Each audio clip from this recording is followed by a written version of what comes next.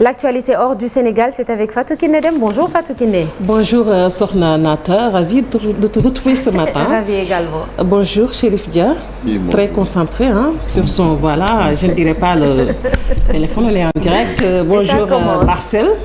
Bonjour également à Cheikh Tidiane Diaw et aux téléspectateurs qui nous regardent, Sokhna Nata. Merci beaucoup Fatou Kiné. Alors, l'actualité hors du Sénégal, Chérif Le Bayon est arrivé, ce sera pour tout à l'heure. Alors, l'actualité hors du Sénégal, première sortie du colonel Abdoulaye Maïga à l'extérieur du Mali cette semaine, Fatou. Bien dit, Sokhna Nata, le colonel Abdoulaye Maïga va représenter son pays à la 77e session de l'Assemblée générale des Nations Unies à New York.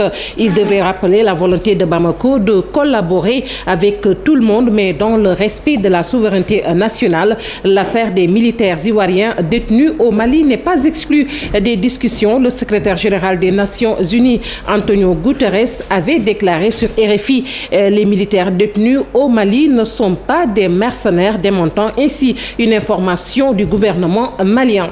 Et puis ouverture ce lundi 19 septembre du procès dans l'affaire Dabo Boukari du nom d'un étudiant en médecine assassiné en 1990 au Burkina. Après des années de lutte menée par ses camarades, le procès s'ouvre dans le box des accusés. Le général Gilbert Diendéré, ancien chef d'état-major particulier de Blaise Compaoré, et deux autres militaires.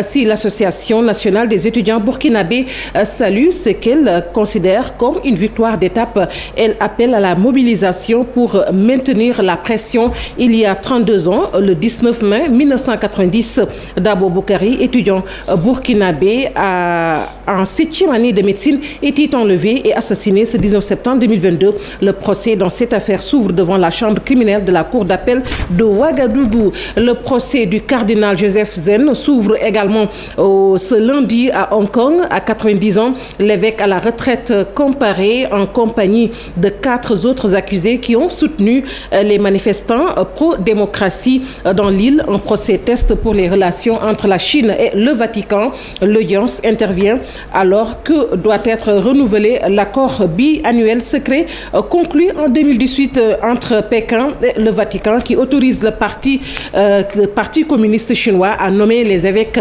avec l'aval du Saint-Siège. Joseph Zen était opposé à ce qu'il considère comme une sinisation de l'Église et une menace pour les prêtres de l'Église clandestine en Chine.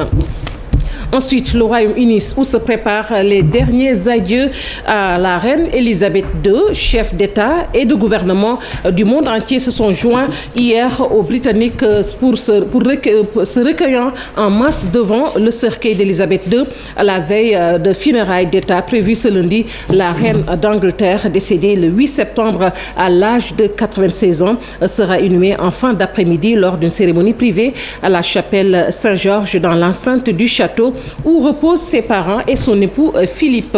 Et pour terminer, le président américain Joe Biden déclare que la pandémie de Covid-19 est terminée aux États-Unis. Lors d'une interview diffusée dimanche à la chaîne CBS, Biden, qui fêtera son 80e anniversaire en novembre, indique qu'il ignorait encore s'il représentera à la présidentielle, représentera plutôt à la présidentielle de 2024, plus vieux président jamais élu aux États-Unis en 2020 face à Donald Trump. Sokhna Nata, c'est tout pour l'actualité hors de Chine. Merci beaucoup Fatou Kiné Deme et on espère entendre cette même déclaration relative au Covid-19 de l'OMS, l'Organisation mondiale de la santé, avec la fin du Covid-19.